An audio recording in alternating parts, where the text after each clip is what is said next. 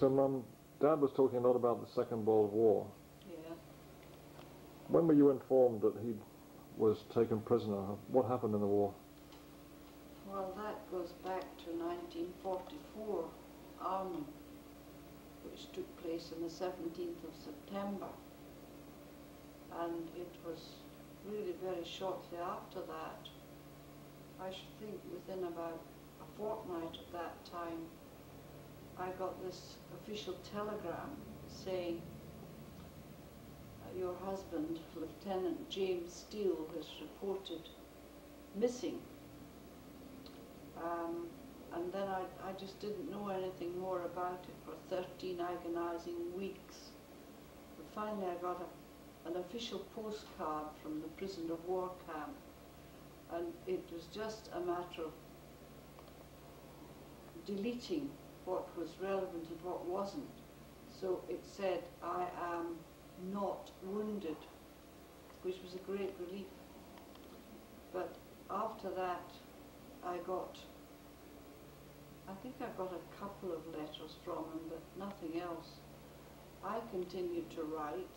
I wrote twice a week, and he never got any. It all came in one bundle after he was back home, about a week, I would think.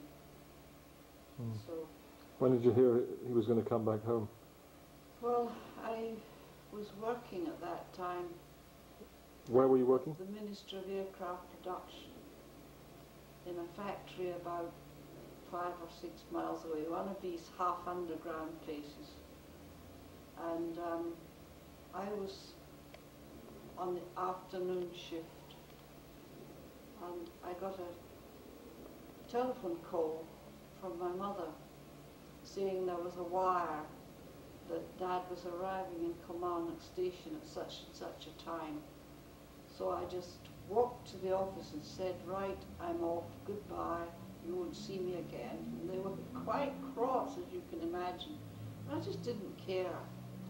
So I got to the station in time, and I was very lucky. I happened to have on a newly cleaned grey suit, of which I was very fond, and I had just washed my hair. So I thought, great, I'm in good trim. And then Dad came off the train, and he was so thin and pale, and oh, we just hugged each other, it was wonderful. And then we had to get a bus. Were a lot of people doing the same thing? Well, he had escaped and got back early, so there weren't many other people about, no. Anyway, we went down to the bus and got on the bus, and he only had a tiny little paper parcel with bits and pieces of, that was all he had. And onto the bus, and there were 2 old ladies who had been his school mistresses when he was a little boy. So when we got off the bus, we hadn't got off the bus more than 2 or 3 minutes that we realised he'd left his little parcel on the bus. So the bus finished at Darvel, but it went up to the end, sat for a few minutes, then came back down. So we had to wait and rush across the street and collect this little parcel before we could go home. No, it was all very exciting indeed. Very exciting. I really have that indelibly fixed in my memory as one of the most exciting days of my life. That's why I wanted to make a record of it, Mum. Thank you. It really was terrific. Okay. Terrific. Well, you're both back here and you're both healthy, so we're looking forward to seeing you again soon. Well, There's Grandpa in the background, look. we have had a wonderful time, and I must tell you, I have a wonderful family, and we're very fortunate. Very fortunate indeed. That's nice to hear, Mum. You and Grandpa were going to miss you. I've got my whiskey here, but I don't drink at lunchtime. See. Well, you both did a very good job, thank you. Well, it'll keep till evening. Now, what I wanted to ask you about is a little bit about your experiences in the Second World War. What, in the Second World War? Yes. What? Well, what were you doing in the Second World War? And then you start from the beginning. The beginning. Well, first of all, in 1940, I just qualified at a place called Jordan Hill College, and then Ronnie Morton and I, who eventually married my sister, made a kind of tryst that we'd go to the army together. So he went off and joined the Scots Guards, and then I followed him and joined the Royal Engineers. Now, he volunteered, and by the time I got round, I had to wait until I was called up. But I went off and joined the sappers, that's what the engineers were called, and well, just tried very hard and eventually got a commission. What does a commission mean? Became a lieutenant, second lieutenant. An officer. And that took quite some time. I had gone up through the ranks a bit, but anyway, I was commissioned and then got back home a second lieutenant and married your mum in January. Were you fighting when did you start fighting the war? What? When did you start fighting in the war? Fighting? Yes. Well, where were you based in all these years? Well, I was based in England for a lot of the time, but then we went to North Africa, and although we didn't do a great deal of fighting there, it was a theatre of war. Some of the units, my company was involved in fighting in Sicily, but I wasn't. But nevertheless, here again, you still had to be there in case you were needed. So Sicily took place, some of our people were in that, and I went to Tripoli to see some of the wounded who were brought back. And we were there in hospital. Now, while I was there, I spoke to a private who was in the Seaforth Highlanders, and that's the unit, the 6th Seaforth, that's the unit Ronnie Morton was in. And I asked how Ronnie Morton was getting on, that's Lieutenant Morton, and he said, oh, it's better, I think he's all right now. I said, well, where is he? Oh, he said, he's here in hospital. And there he was, I went along and saw him, and he had been wounded, and it was in a bad way. I was able to talk to him, and I sent him on his way. He was sent home then. He was married to your sister? Eventually, afterwards, when he got back home, about perhaps a year after that, he married my sister. But I wrote to his father and told him all about it, exactly what the nurse had said to me about him, and he was certainly in a bad way, but he survived and did very well. Married my sister and had a family. Anyway, we went to Italy after that, and of course this was a theatre of war this time, and we went into Taranto.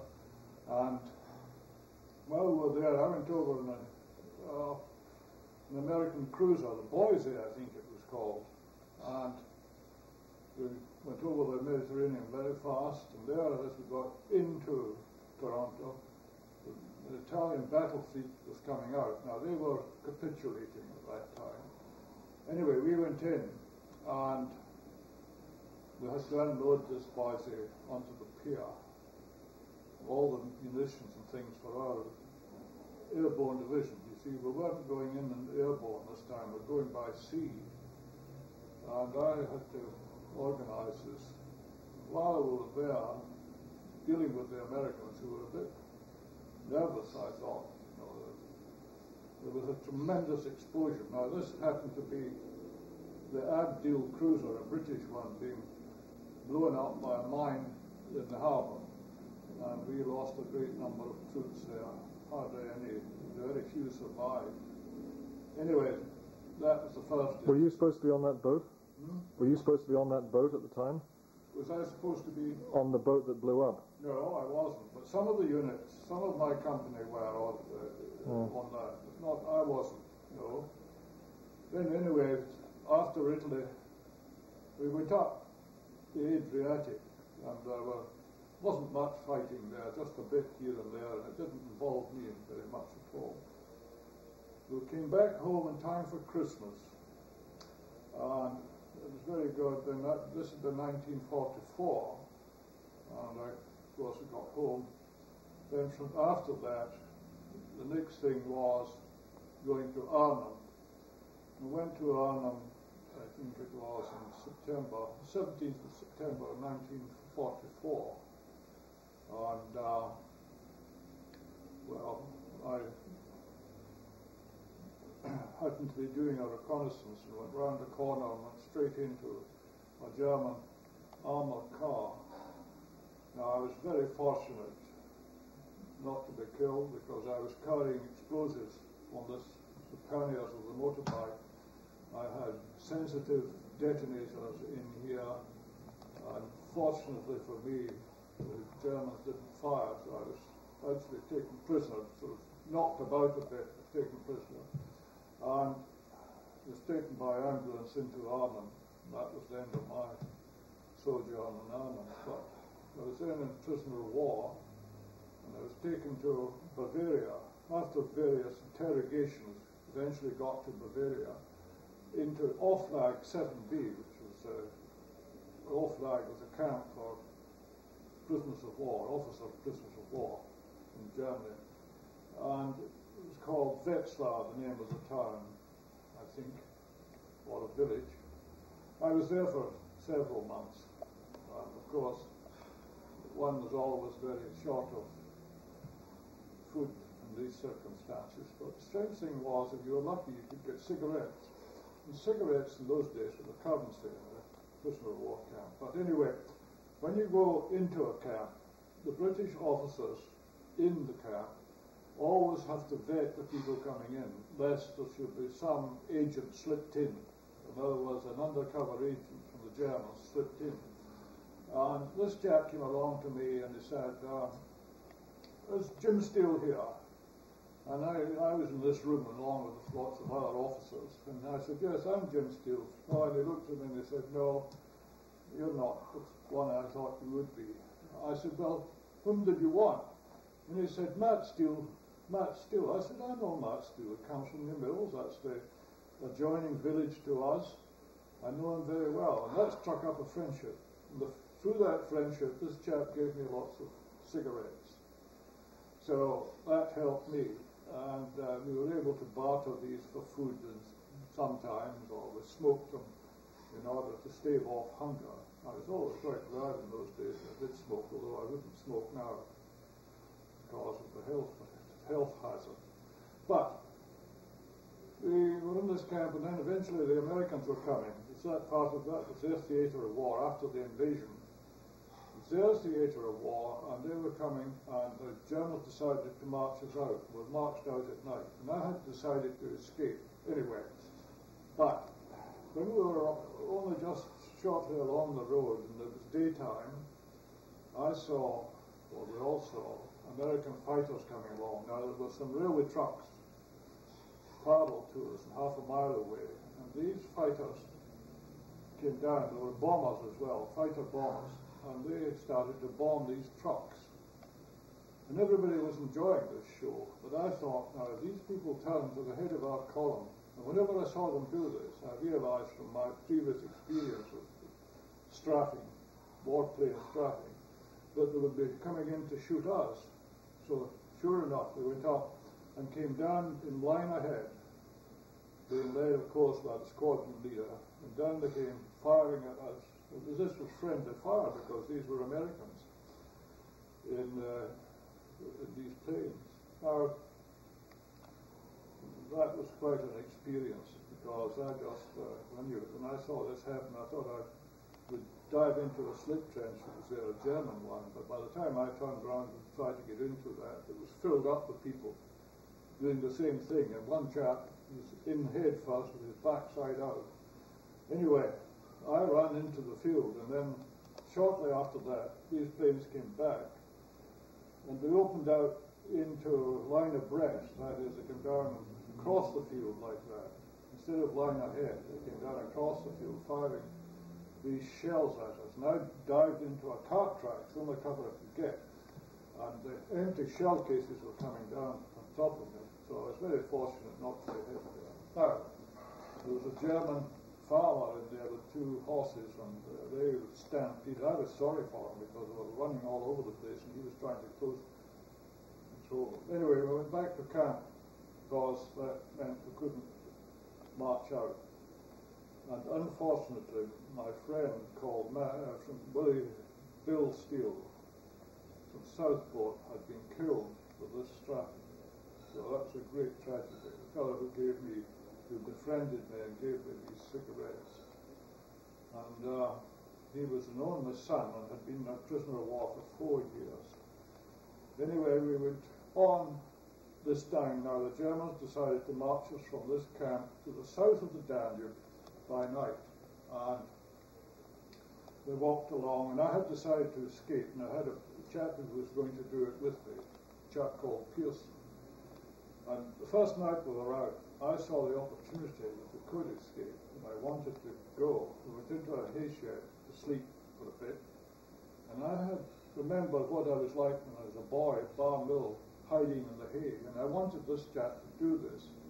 But he wouldn't. He said he would lie just on the top. And I said, but the children will come in when we move out and they'll discover you.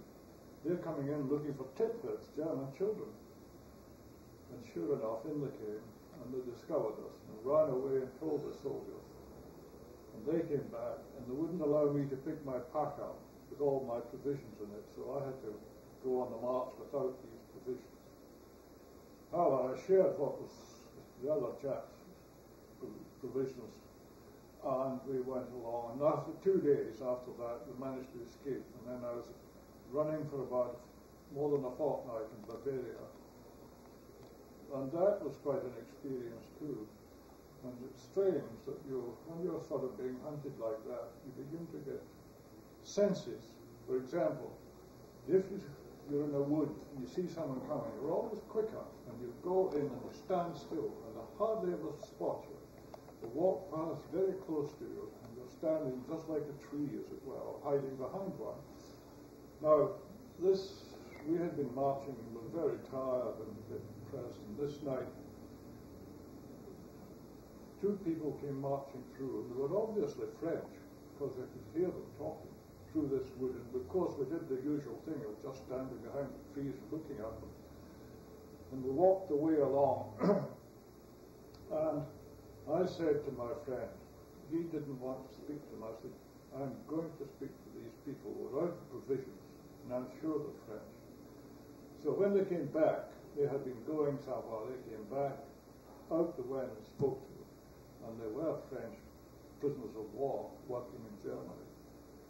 And we discussed things to them, and they said, well, we're out of bread. They said they've got some, we'll bring it to you. And we've selected a spot where they would bring the bread the next day.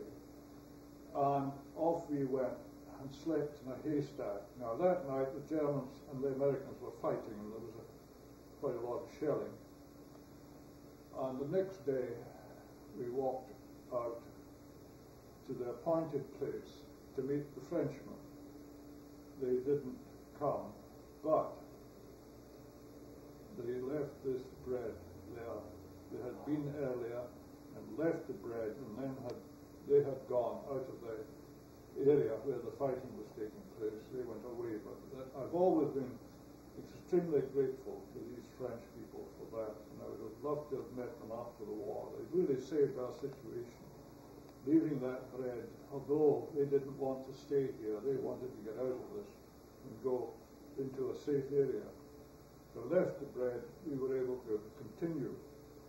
And we had 1 or 2 narrow escapes after that, but they're all similar, quicker than the Germans where we were, and we just sort of escaped again until eventually the Americans surrounded us, and we were taken in to a German hospital area, or at least they had Red Crosses there, so I imagined it was a hospital area. And while we were in there, the Americans came in and they rescued us, took us back over the Danube, and within 2 days after that, we flew in and we landed in Oxford, very close to where I'm living now, in Bryce Norton. And then, from there to London, and from London back home to Ayrshire. And that was basically all that happened to me during the war. Dad, one thing I didn't quite understand, you were rescued by Americans, and they found you when they were attacking the Germans. Is that what happened? They were fighting the Germans, yes, but they had surrounded this camp. So you surrendered to the Americans, did you? Yes, well, if you put it that way, yes. But you must have been very worried that they think you were Germans and shoot you. Yes, So how did you do it? That's true. I was very worried about that because one of the reasons why I decided that this chapter escape was that when you were marching, you were exposed to these sort of things, like Americans not recognizing you, but the first thing they would do was probably shoot at you. Mm-hmm. So that was something that worried us. But we were just fortunate in the way that this was taken. We're actually in this German camp. It's not eventually the Americans took us, but the day before that, we knew we were near this German camp because we could hear them marching and singing. We were hiding in a dugout in this wood, and while we were there, I heard someone cutting trees very close to us. And this was a chap. One of them looked in and he saw us. Now he was a Russian prisoner of war, and he ran off and told this German who came in with his pistol and pointed it to us, at us, and he decided, he told us to come out and so on. So they took us back into their camp, and that night we were put in beside cattle. So you were captured again? Well, in a sense we were, but by this time the Americans had surrounded this area, and the next day the whole thing collapsed, and we were then taken over by the Americans and taken away home. Okay. So that's what happened. In fact, the Germans, we were, if you like, recaptured by the Germans for one night, but by this time we knew that the fighting was taking place nearby, and it was a matter of days before the Americans were there, and that's what happened. So, well, Mum must have been very happy to see you again. She was delighted. Went back to Nuremberg, I think, or was it Regensburg, I think it was. And that was to the north of Danube, and we were in this bed for the night. And suddenly, I had just been got it all nicely sorted out, and somebody walked in and said, "There's a plane waiting, they're going now. Take you back to England." So I got up and rushed to the plane. I forgot kind of memento I had. I bought this German pipe, or Austrian pipe, a great long pipe from this chap. I gave him cigarettes for it. And we rushed, got on the plane, and we flew from there to Oxford. On the way, there was a snowstorm, and the chap lost his way. And some of the ports in Europe weren't yet captured. And he lost his way and flew over one of these, and they were firing shells at us. So I was very lucky again that we didn't get hit on the way back home. Anyway, got to Oxford, and from Oxford, as I've said, to London, back to Ayrshire. And there was your mum waiting for me at Kilmarnock Station. It must have been very special. Very special reunion. I was very thin, as you can imagine, but I wasn't badly treated as a prisoner of war. Hang on, this is where you got home and you... Well, there was your man waiting for me, and as I said already... The train station, right? It was Kilmarnock Station. We got home by train. Then we went to the bus station and travelled up home on the bus. And of course, that was delightful to be back home again.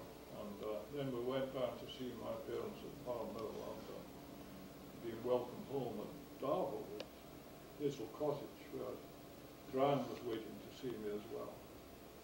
There was much happiness about all this, of course, because at one time we thought I was missing, believed killed, but I was fortunate not to be, in a sense. Anyway, we then went down to Barmill, and after that I went back to the army, but then it was all a bit of an anticlimax after that, doing various little jobs until I was demobbed. That's demobbed meant we were finished with the army, and then after that went to university for a bit. And then again, after 2 years or so, many years, until 1953 in Ayrshire, we went to England, to Welbeck College, That's at Welbeck Abbey. And while we were there, of course, by this time, you were born in Kilmarnock, Gordon. As was Alison, and of course the others as well, Fiona and Elizabeth, first of all. Anyway, we all went to Welbeck, and from there, well, the story just goes on, unfolds. You grew up, you went to university, and well, we retired, and here we are now, after all that time in America. Now, your story is something you'll have to tell. You'll have to link it into some of this. Okay. But you went off to Australia, then South Africa, and then eventually settled in America. And here we are, visiting you. Yes, Dad, what I wanted to ask you was, you were captured in which area of Europe by the Germans? Well, in Holland. We flew in by glider and landed there, and then I was doing a reconnaissance from the area where we landed. Did they keep you in Holland in prison? They took me, first of all, to headquarters. Incidentally, they took me in an ambulance down into Arnhem, the town Arnhem, which is near the Rhine, on the Rhine, Nether Rhine.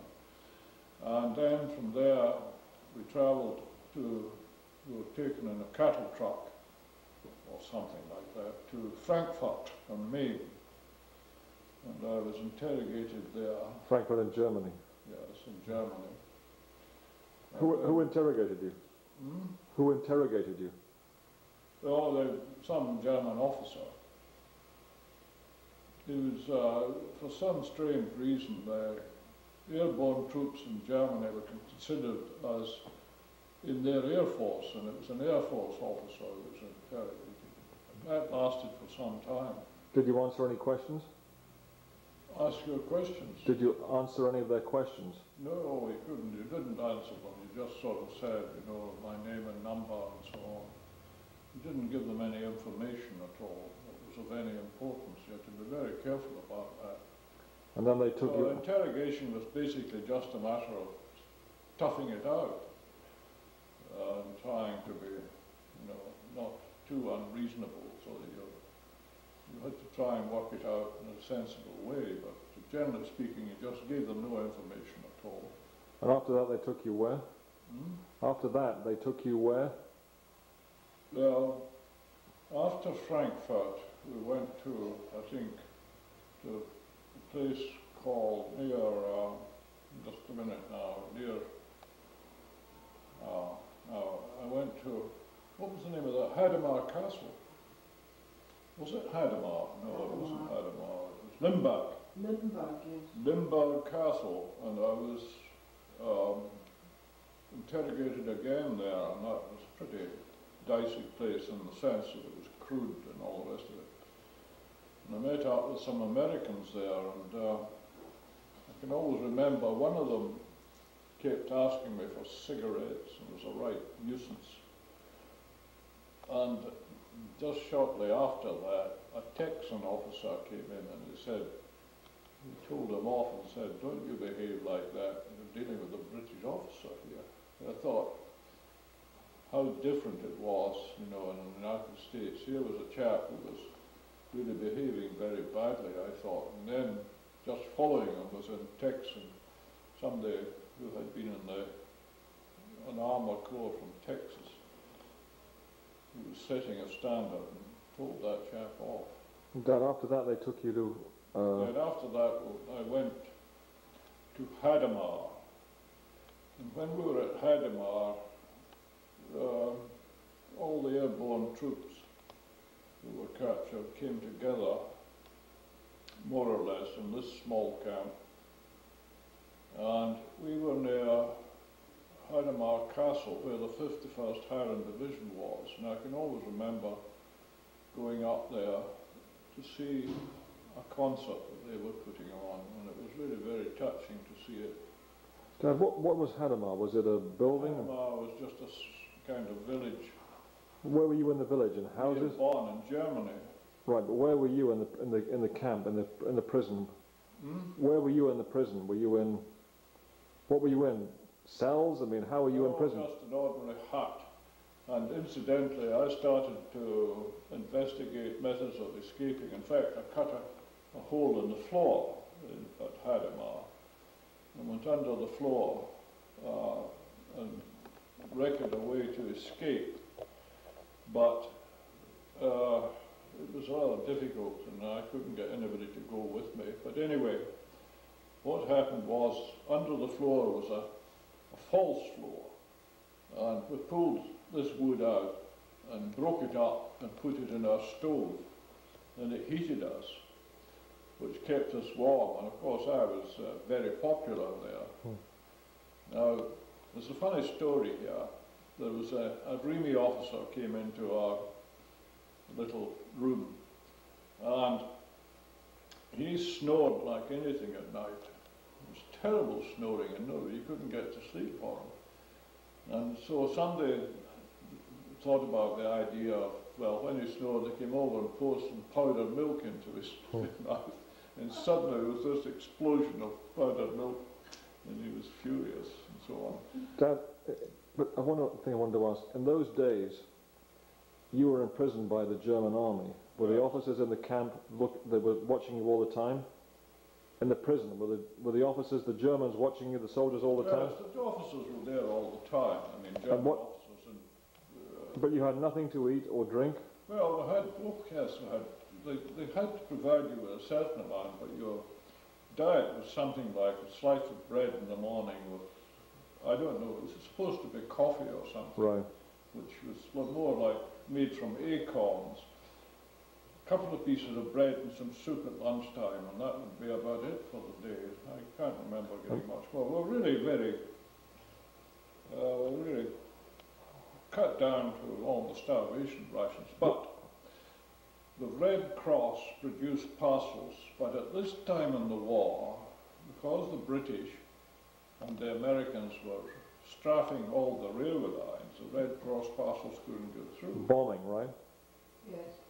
They were bombing. And strafing with their fighters. What strafing means? Attack with fighter planes? Strafing? Strafing was using fighter planes to upset the railway system. Dad, in the average day in the prisoner of war camp, you'd wake up at what, 6 in the morning? 6 in the morning, and you'd then sort of take a walk around the compound, and then you try to make, you got this stuff and tried to make breakfast, and one got up to all sorts of stunts. So you had ways of cutting into the electricity and boiling hot water, illegally according to the Germans.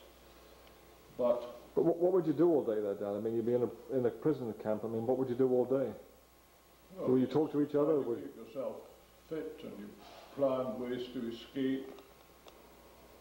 And sometimes you decided, a crowd of you, to put on some sort of entertainment to break the monotony. Yeah. That happens sometimes, people acting and so doing scenes of the wives at home, how they were enjoying themselves while the officer husbands were prisoner of war, that kind of thing, a skit of some kind. Various things like that. Anyway, from there, went in a cattle truck to Eichstätt, and that was then the permanent camp. Once you got to a permanent camp, Hadamar wasn't a permanent camp, it was a transit camp. Yeah. But before that, when I was at Limburg Castle, I was then put into a camp where there had been Russians and so on. But anyway, put in this bed, I had to sleep in this bed. And it's the first time in my life when I've been conscious of vermin in the bed. Terrible thing. Well, that was really ghastly. And what kind of vermin was it? Well, bugs of some kind. It was really awful. You could feel them crawling over your body. You couldn't do anything about it. You just had to do that. So I went from there to Hadamar, and when I got to Hadamar, I was able to clean myself out of it. But inevitably, you brought these things with you, and that was all rather difficult. That's the kind of thing. That phase was bad because, but once we got away from that into a permanent camp, it all became a little bit better. Couldn't get much worse. But when you got to permanent camp, I've already explained this to you, what happened. Right. But there, you see, people set up their own lecture theatres. You had clever people there who were able to lecture. And a lot of people took degrees when they were there long enough. Of course, I was there for about, how many months? 10 months. 7 months. 10. 10 months, so I hadn't really time. But and also at this time in the war, all these people, the lecturers, had given up. They weren't interested anymore in lecturing, so I had to. What I did was I studied on my own, kept my brain going as best I could. But it was quite an interesting, although traumatic time, being a prisoner. It taught me lots of things, you know, how to survive in these circumstances and how important it was to keep your spirit up. And you met people there, as I did, who came from Ayrshire, who had been in since 1940, which would be 5 or 6, coming up 5 years almost, and they had had a terrible time. And they were now beginning to, in a sense, fail. So when you were new and you came in, you gave them fresh hope. And they asked us, people who were taken in recently, captured recently, to lecture and things like that, about how we would cross the Rhine. Because the German propaganda was that the Rhine hadn't been crossed for so many 100 years, and therefore you wouldn't succeed. And of course, being an engineer, I knew how to do that, how the British Army would do it, building Bailey bridges across the Rhine. And that's what these people wanted to hear. So I had to give 2 lectures on that when I was a prisoner of war, and I did that, and it was very well received. There was a funny thing. I said the bridges were so simple to build that the RASC, the Royal Army Service Corps, even the Royal Army Service Corps could build it. And here, half the officers in front of me were Royal Army Service Corps people. And prisoners of war are very cynical, and there was a great roar of laughter when I said that. And I had to sort of say, well, I didn't really mean that. And, I was asked to lecture again, and I'm sure it was just because of this joke, which I produced again and again, and it brought the house down. So, prisoners of war was cynical, and there was something refreshing about that after one's experience in the army. However, we did get back home, as I've already told you. No doubt. Just glad you made it, otherwise I wouldn't be here. But I don't know whether we should go on with this job. No, it's fine, thanks, Dad. It's all that, just something I'm not very keen to repeat, actually. But, You've talked plenty. I'm just glad you made it. Oh, well, I don't know. Anyway, I managed to escape, and I had made several attempts to escape, as I've already told you. But the first one that had the outcome of that was we got this wood, the false floor, which gave us a hot room, when all the other officers were freezing, so I was very popular. Dad, that's now, good. I'm going to tell you about the Remy officer who got the milk in his mouth in this room. So we had a senior officer in our room who ordered him to go into the next room. But the people in the next room put him right next to us, a thin partition, so we could still hear him through the thin partition. So what we did was we took boots and threw the boots at the partition. And this is how we reacted to that situation. That's all rather funny when you think of it. Now, it's finishing, Dad. Camera's finishing. Ah, well, what have I to say? I just say it's got to get back home. Glad you're back home. I met and had formed some good friendships there. Finlay Wilson from Ayrshire, who I still see. I met him, and your Jessie went down to see his wife, who incidentally was the secretary to Ribbentrop. She was German, and Ribbentrop was the foreign secretary of the Reich the German government.